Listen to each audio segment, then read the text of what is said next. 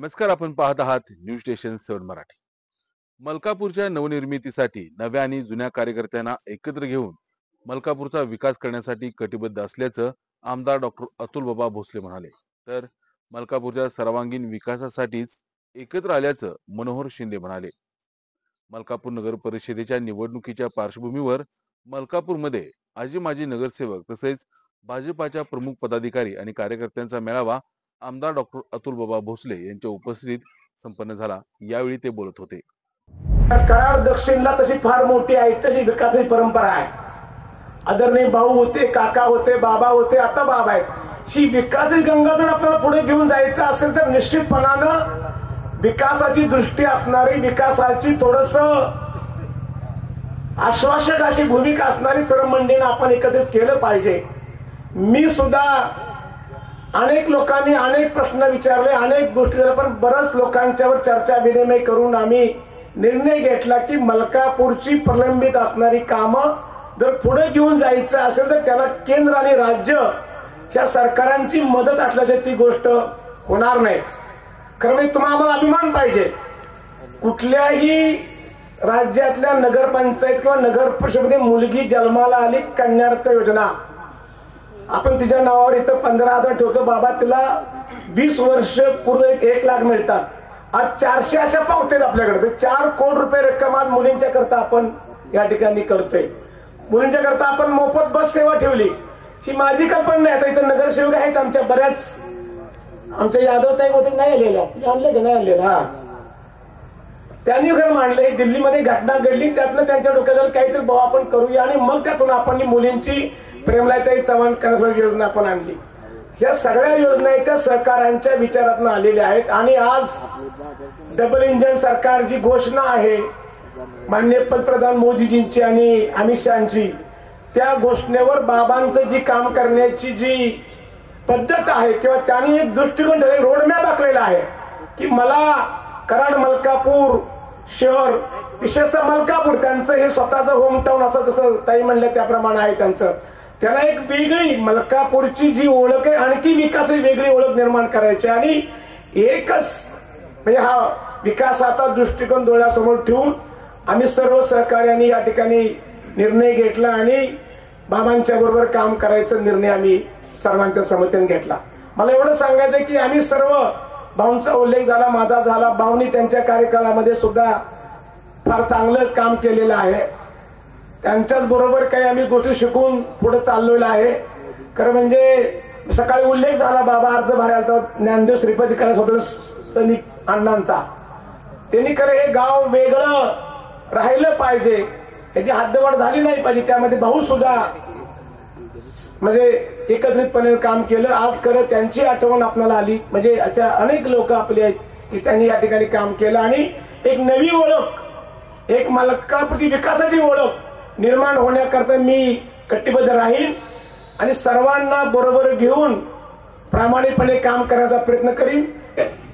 या सगळ्या गोष्टी आपल्या मनामध्ये येणार, नवीनला संधी मिळणार का जुन्याला संधी मिळणार। मग आम्ही इतके वर्ष तुमच्या बरोबर काम केलं, ज्या वेळेला तुमची एवढी हवा नव्हती त्यावेळेला आम्ही सगळी ओझी तुमची उचलली आणि आज तुमची हवा झाल्यानंतर तुम्ही दुसरंच काहीतरी करताय अशी समस्या, अशी शंका ही असंख्य लोकांच्या मनामध्ये उपस्थित होते। बरेच वेळेला राजकारणामध्ये काम करताना पुढं मागं सरकायची तयारी ही कार्यकर्त्यांनी ठेवली पाहिजे। ज्या वेळेला मी आदरणीय मनोहर भाऊंना मुख्यमंत्री साहेबांपर्यंत भेटायला घेऊन गेलो त्यावेळेला त्यांनी तिथली परिस्थिती बघितली की मुख्यमंत्री महोदयांच्या केबिन मध्ये 80 आमदार होते, 80 आमदार होते आणि एक भाऊ होते, असे 81 लोक त्या केबिन मध्ये होते। आणि शिवेंद्र बाबा आणि मी सुद्धा काही वेळा आम्ही थांबावं आम्हाला लागलं आणि थोडी गर्दी कमी झाल्यानंतर व्यवस्थित आमची भेट तिथं झाली।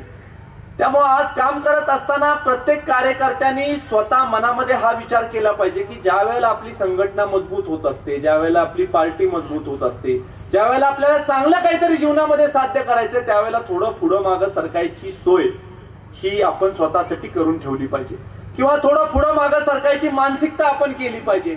सगळ्या गोष्टी पूर्वी होत्या तशाच आता होतील अशी अपेक्षा करणं आज इष्ट होणार नाही। ज्या वेळेला आपण कमी संख्येने असतो.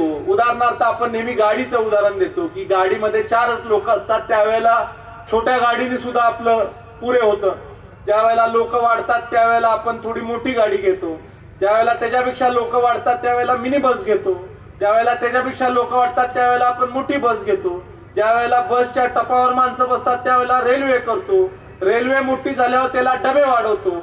आता अशी परिस्थिती आहे की डबे वाढवायची पूर्ण अधिकार हे पक्षाने मला दिलेले, आणि त्यामुळे पाहिजे तेवढे आपण डबे वाढवू. डब्यामध्ये व्यवस्थित तुम्हाला बसवतो, तुम्ही त्याची काळजी करू नका. तुम्ही मनामध्ये शंका आणू नका की डबे वाढवतोय, 4 डब्याचे 5 करू, 6 करू, 7 करू, जागा कमी पडणार नाही. तुमच्या मानसन्मानाला कुठं धक्का पोहोचणार नाही याची जबाबदारी माझी राहील. फक्त तुमच्या मनामध्ये जर का चुकीच्या शंका यायला लागल्या सारख्या, उदाहरणार्थ एखादा ग्लास आहे, ग्लासमध्ये पाणी आहे, मग पाणी निम्मा ग्लास भरलेला आहे का निम्मा मोकळा आहे, हा बघण्याचा दृष्टिकोन हा ज्याचा त्याचा असतो. आणि त्यामुळे दृष्टिकोन देखील आपण अत्यंत चांगला ठेवणं गरजेचं आहे.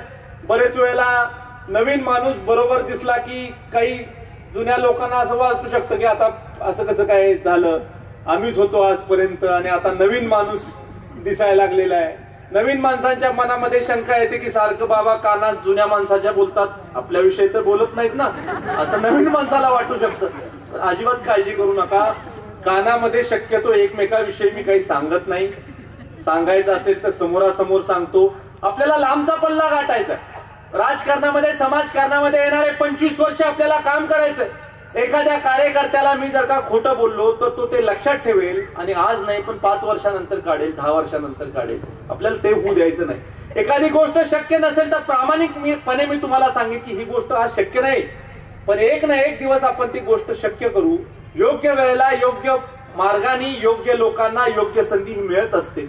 आपण नेहमी सहनशील होण्याच्या बाबतीमधला सल्ला हा कार्यकर्त्यांचा ऐकला पाहिजे, नेत्यांचा ऐकला पाहिजे. भाऊ आपलं देखील विचार बदललेले आहेत आणि आपण देखील भारतीय जनता पार्टी बरोबर येणार आहात. त्यावेळेला काही वेळेला असंही मला वाटतं की आम्हाला काही वाटलं असेल, कदाचित मनामध्ये बोलले नाहीत कधी मला, पण काही मनामध्ये आलं असेल आबाच्या, पण तुम्ही मान्य केलं पाहिजे सगळ्यांनी, कार्यकर्त्यांनी.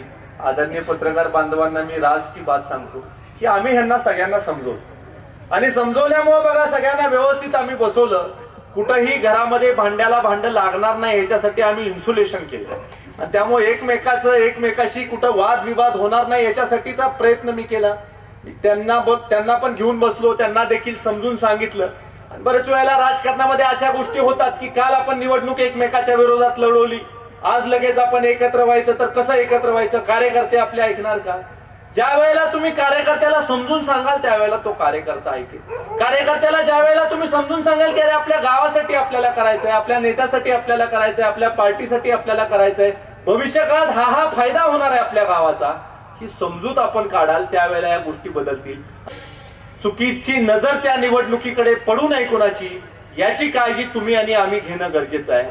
कारण शेवटी भविष्याचा ज्या वेळेला पायंडा आपण पाडत असतो, भविष्यासाठीचा पाया आपण ज्या वेळेला रचत असतो, तर पाया हा भक्कमच असला पाहिजे.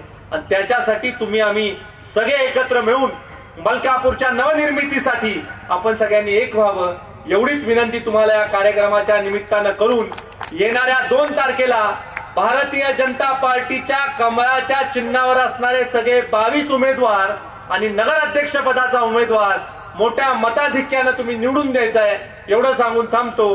जय हिंद, जय महाराष्ट्र.